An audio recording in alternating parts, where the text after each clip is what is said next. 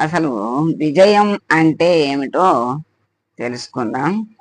ఈ విషయాన్ని అదృష్టవంతులు మాత్రమే తెలుసుకోగలరట.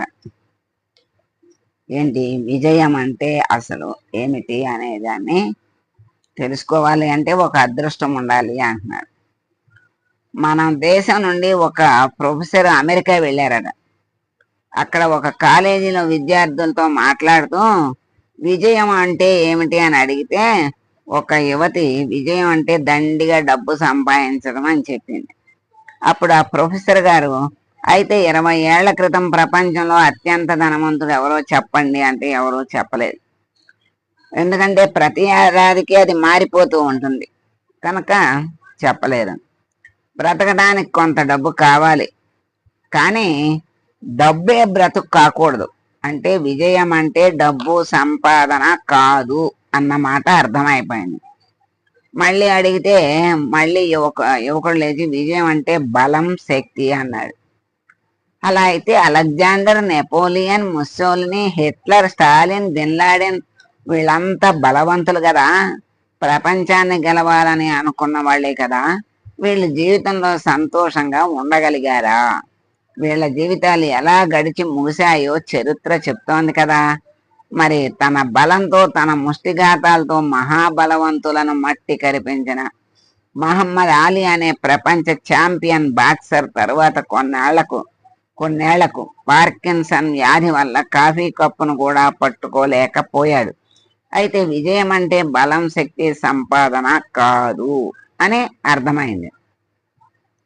మరో యువతి విజయం అంటే ప్రఖ్యాతి అందం అంది. అయితే Kate Moss, Jean Shrimpton, Sophia Loren, Marilyn Monroe లాంటి అతిలోక సౌందర్యవతుల జీవితాలు ఎంత బాధాకరంగా ఉండేయో చాలా మందికి తెలియదు. భారత విషయానికి వస్తే పర్వీన్ బాబీ అనే ఒక హిందీ హీరోయిన్ ఉండేది. ఆమె ఎంతో అందగత్తే. అంటే అమితాబ్ బచ్చన్తో సహా ఆమెను పెళ్లి చేసుకోవాలని అనుకోనని హిందీ సినిమా హీరోనే లేడు. కానీ కబీర్ బేడి, మహేష్ భట్లతో ఆమె ప్రేమ పెళ్లి నడిచి అవన్నీ విఫలమయ్యాయి. ధర్మేంద్ర, రాజేష్ ఖన్నా, అమితాబ్ బచ్చన్ ఇలా అందరూ ఆమె వెంట పడ్డవాళ్లే. కొద్ది రోజులకి ఆమెకి జీవితం అంటే శూన్యం అని తెలిసిపోయింది. నమ్మిన వాళ్ళు మోసం చేస్తే తాగుడుకు బానిసయ్యి ఒక దశలో కాలి కురుపులేసి అది ఒళ్ళంతా పాకి ఏ శరీరం కోసం అయితే అంతమంది మగవాళ్ళు పిచ్చెక్కిపోయారో అదే శరీరం కంపు వాసన కొడుతుంటే ఆమెకు ఏదో వింత వ్యాధి వచ్చిందని జనం ఆమెను తాళ్లతో కట్టి ముంబై వీధుల్లో లాక్కుంటూ తీసుకెళ్లి ఆమె ఇంట్లో పడేస్తే ఆఖరకు పక్కంటి వాళ్ళు ఆమె ఇంట్లో నుండి భరించలేనంత కంపు వస్తోందని కంప్లైంట్ చేస్తే కార్పొరేషన్ వాళ్ళు వచ్చి 3 రోజుల క్రితమే చనిపోయిన ఆమెను చూసి తీసుకెళ్లి పూర్తి చేశారు.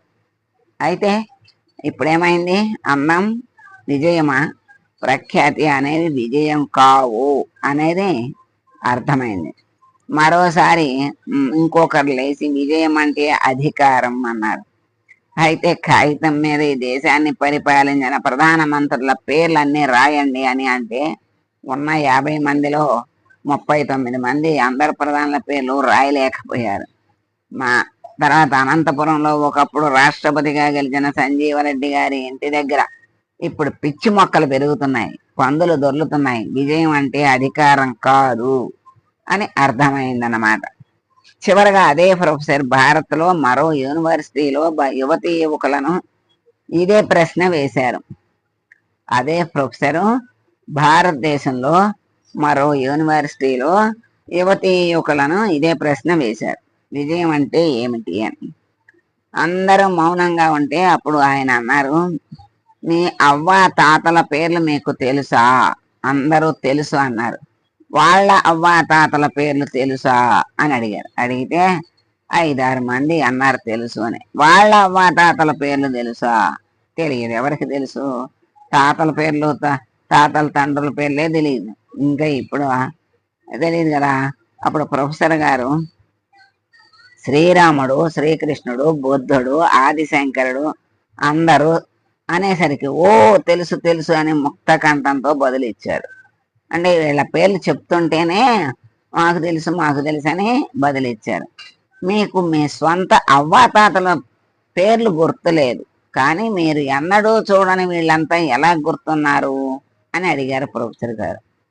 పద్మిని అనే ఒక యువతి లేచి, ప్రొఫెసర్ గారు అంతదాకా చేసిన గొప్ప ఉపన్యాసానికి చాలా ఎమోషనల్ అయ్యి కళ్ళల్లో నీరు తిరుగుతుంటే ఇలా అంది. ఏమని చెప్పిందంటే, సార్, మీ ప్రశ్నకు నేను జవాబు చెప్తాను.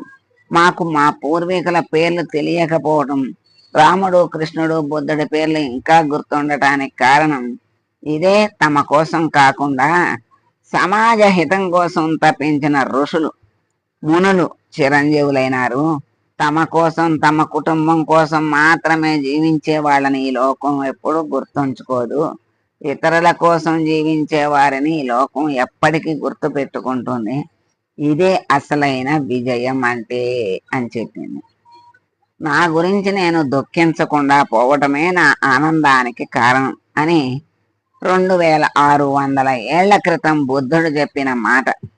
ఇతరుల కోసం జీవించే వారే నిజంగా జీవించినట్టు, అలా చేయని ఇతరులు జీవించి ఉన్నా మరణించినట్టే లెక్క అని వివేకానంద 1896లో అన్న మాట ఇదే కదా.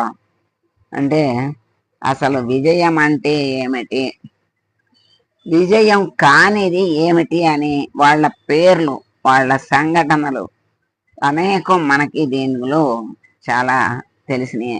అందం, అధికారం, మరి పేరు, కీర్తి, అది అన్నీ ఎన్నో చెప్పారు కదా. అన్నీ ఉన్నవాళ్ళు ఏమయ్యారు, ఎంతమంది పేర్లు మనకి చెప్పారు. అవన్నీ కూడా దీనికోసం అవన్నీ కూడా తెలుసుకున్నాం. అందుకని ఏది శాశ్వతం కాదు.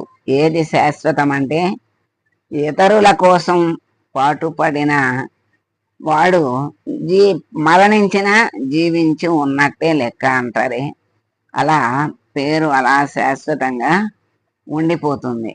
అలా జీవించిన వాడి జన్మ ధన్యం. అందుకే అసలు భగవంతుడు మానవ జన్మని ఇచ్చింది. ఆ మానవ జన్మని సార్థకం చేసుకున్న వాడి జన్మ సార్థకమవుతుంది, లేకపోతే ఆ మానవ జన్మ నిరర్థకమవుతుంది. కనుక విజయం అంటే ఎదుటి వారికి సేవాభావము, మంచి మనసు, మంచిగా ఇతరుల కోసం బ్రతకటం అనేది అసలైన విజయం అని చెప్పారు. చక్కని విషయం ఈరోజు మనం తెలుసుకున్నాం. తెలియజేసిన వాళ్ళకు కూడా మనం ధన్యవాదాలు చెప్పుకుందాం. సర్వం శ్రీకృష్ణార్పణమస్తు. లోకా సమస్తా సుఖినో భవంతు.